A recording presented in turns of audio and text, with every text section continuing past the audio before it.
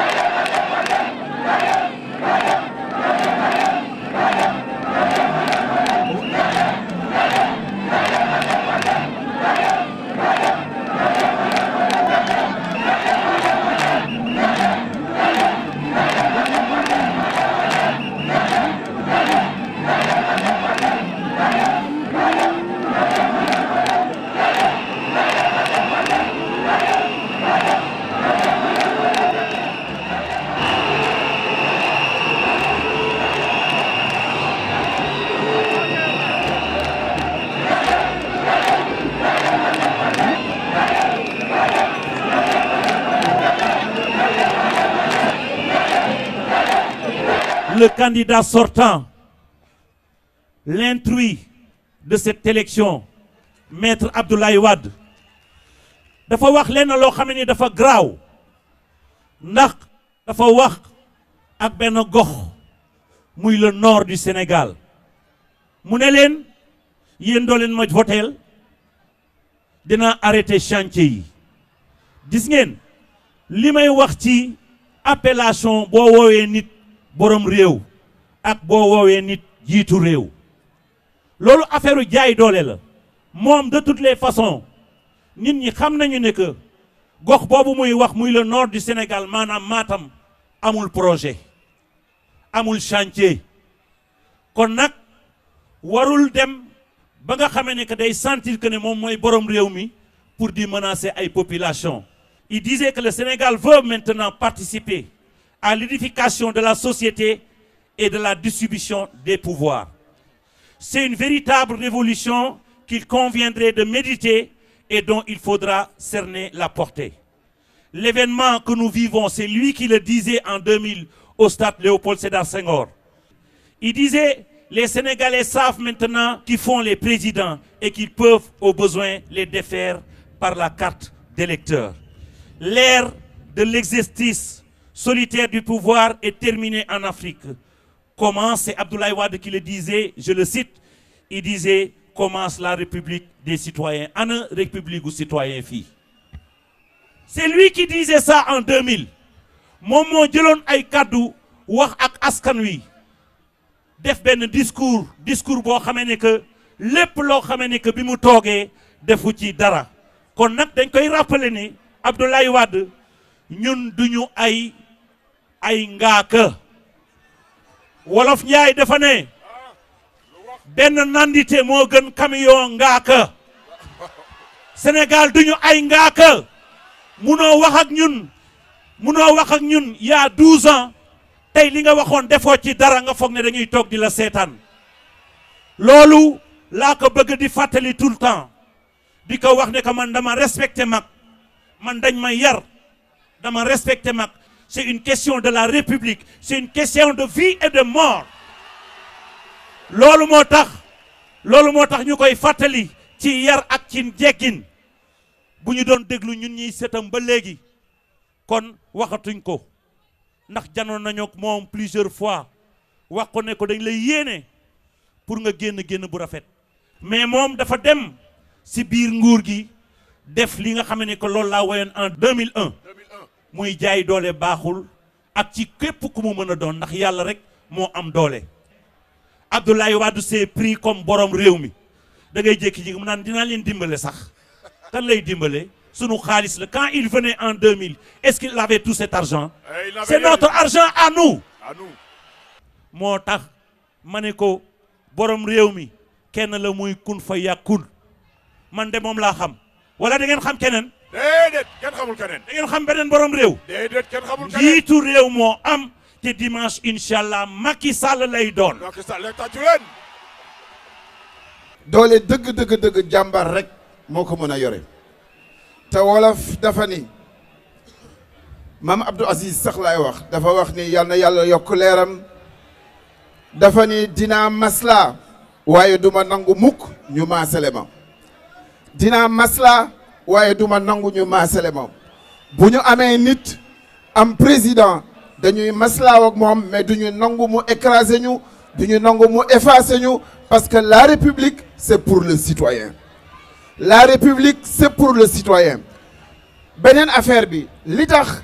doole am solo te doole nekk ci seen loxo yéen Abdoulaye wax na ko en 2001 mais daf ko fàtte ci diggante bi daf ko fàtte ndax doole dëgg-dëgg gannaaw yàlla mi ñu sàkk doole mi ngi nekk ci citoyen bi citoyen moo am doole te wolof dafa ni ku fàtte la la fal ñu war laa folli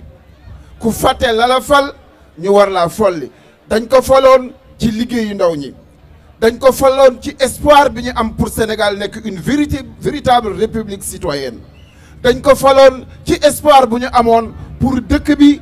ak nit ñi nekk ci dëkk bi yëg seen bopp ni doomu dëkk bi lañu dañ ko faloon pour que injustice dañ ci réew mi mais 12 ans après lépp luñ doon bañ ci jamono Abdou Diouf dafa mel na ni moom daf ko dekkalaat ba mu gën a metti daf ko dekkalaat ba mu gën a garaaw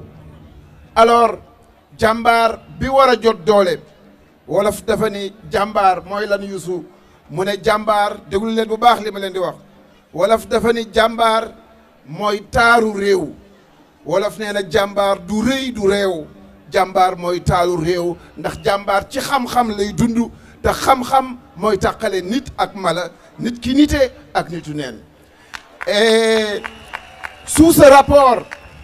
rapport je pense que le citoyen sénégalais a repris sa posture et ses droits li tax tey jii doole jóge ci Abdoulaye Wade ñëwaat ci askan wi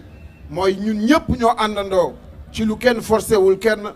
ñu jël Macky Sall jiital ko ci seen kanam mu doon bu ëllëgee suñu président de la République. Qui est l'homme qui est en train de vouloir diviser notre pays et contre qui il faut tous se lever, contre qui il faut se mobiliser pour que le Sénégal retrouve la stabilité, la paix. Il s'y est engagé, il n'est pas capable de nous laisser ça. Il est capable de casser notre pays et nous ne demandons qu'une seule chose, de laisser le Sénégal en paix. Voilà. Merci beaucoup.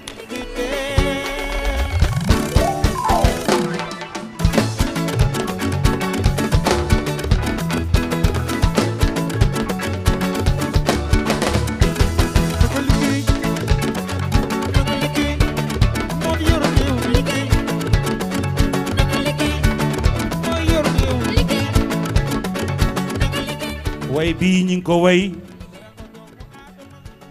ci 99 Abdoulaye Wade si bopp moom waxul il faut travailler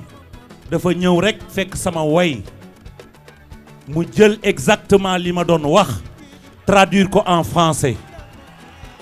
c'est clair aha ah liggéey dolli liggéey foo mën a nekk del liggéey loolu mooy di travailler encore travailler et toujours travailler ma ne yamuma foofu yamuma foofu c'est xam nga quand tu parles booy wax léeg-léeg il faut ngay justifier li ngay wax ñoom dañu foogoon ne wàllu politique ñoom rek ñoom ñoo ci war a yëngu mais lii xew ci biir ñun duñ ko xam gis nga way bii maanaam liggéey liñ ci wax yëpp tënk ko ci mu leer naññ ci nopp nit ñi joxe direction moom si wàllu boppam chauffeur am bi koy dawalal man maa toog moom mu toog chauffeur am toog mu ne ko président bande baa ngi nii de mu ne ko lan ngay wax nii mu ne ko bande liggéey bi mi ngi nii présidence bi ñuy def campagne 2000 bu ñu yegsee ci benn dëkk rek da nga naan ma ana cassette bi ana cassette bi ana cassette bi waa ji ne ko cassette ban mu ne ko cassettu liggéey bi anamu moom lay duggee kon nag ce n'est pas à lui travailler toujours travailler c'est à moi man maa ko moom kon na fay traducteur bok da ngay way ci wolof ñu lay jéem a muusantu di ko dem traduire en français ñoom bu ñuy def emploi des jeunes xale bu bokk ci ñoom rek la ñuy jël ah bon way ku bokkul ci ñoom bokkuloo donc je crois que avec l'arrivée du président Macky Sall déjà kenn dootul xàmmee kenn ñëpp sénégalais la ñuy doon mu liggéey pour Sénégal Abdoulaye Wade li ko soxal mooy wutal benn nit liggéey moom benn nit rek lay wutal liggéey mooy kan Youssou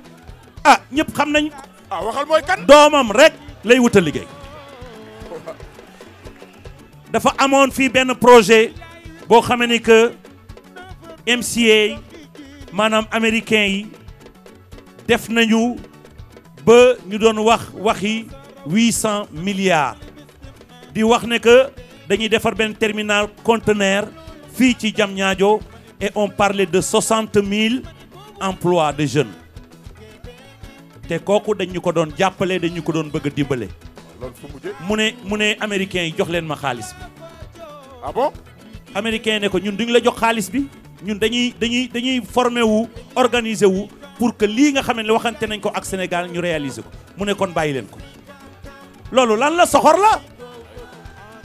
loolu soxor la parce que 60 000 emplois quelque chose qui a été signé nga ni leen soo leen ma joxul xaalis bi parce que américain xaalis bu mu la jox dafa war a prouver citoyen américain bi fan la xaalis bi dem moo tax seen xaalis duñ ko pasaree boo nee jox ma xaalis bi ñu ne la duñ ko def ñun dañuy def li ñu loi américaine bi wax mu ne kon bàyyi leen ko léegi tourné ne doom ji demal ci naar yi ñu def ko ba tey ba sànq. alalu mbooloo nag laa bëgg tënk ci benn parabole bu nga xam ne bii président bi xam na ko pour wane différence bi nekk entre 2000 ak 2012 2000 dafa amoon benn picc bu nga xam ne bii picc yépp a dajaloo saaku dugub baa ngi nii ci kaw di alalu réew mi di alalu mbooloo picc bu naaw bay bëgg àgg ci saaku bi amul doole mu woddaat picc yëpp dajaloo def assemblée générale ni na ku nekk dindi ci dunqam takkal ka benn picc muy Ablaye Wade Ñas dindi Dansoko dindi Landing dindi ñëpp dindi ñu takkal ka Ablaye Wade ba mu am doole ñu ni ko naawal mu naaw waaye bi mu ñëwee ba jub saaku bi au lieu que mu bëtt ko ci taat wi jariñu ñëpp jariñu dafa yéeg ba sa kaw saaku ba mu toog foofu di lekk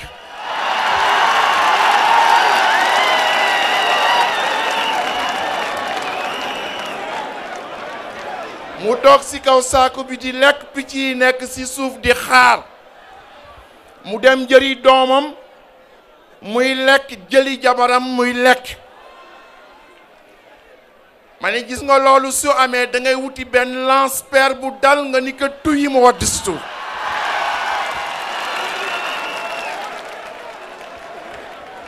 dafa mel na nag foofu la nu toll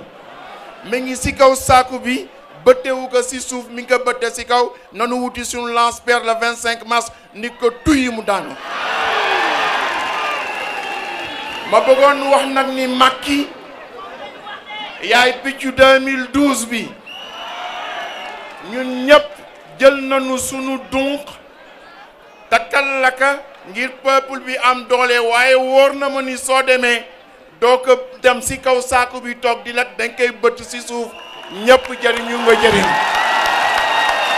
yéen ñi ànd ak Moustapha Niasse kan ngeen di votel Macky Sall. yéen ñi ànd ak Ousmane Tanor Dieng kan ngeen di votel Macky Sall. yéen ñi ànd ak Idrissa Seck kan ngeen di votel Macky Sall. yéen ñi ànd ak Cheikh Bamba Dièye kan ngeen di votel Macky Sall. yéen ñi ànd ak Cheikh Tidiane Gadio kan ngeen di votel Macky Sall. yéen ñi ànd ak Amsatou Sow Sidibé kan ngeen di votel Macky Sall. yéen ñi ànd ak Abdoulaye Wade kan ngeen di votel Macky Sall. oh oh oh Oh là là. oh loolu moo ñu fi andi